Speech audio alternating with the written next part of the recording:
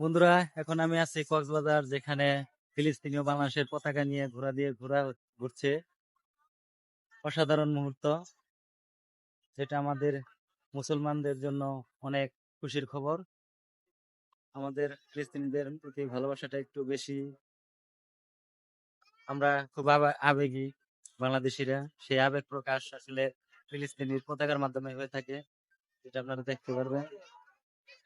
পতাকার মাধ্যমে পতাকার মাধ্যমে আমরা ফিলিস্তিনের প্রতি ভালোবাসা প্রকাশ করতেছি।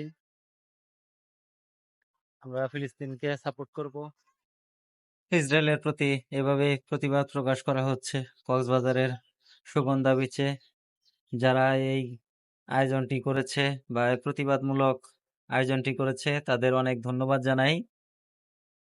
আমরা ইসলামকে খুব ভালোভাবে প্রচার করব এবং ফিলিস্তিনের প্রতি ভালোবাসাটা উজাড় করে বিলিয়ে দিব। ধন্যবাদ সবাইকে।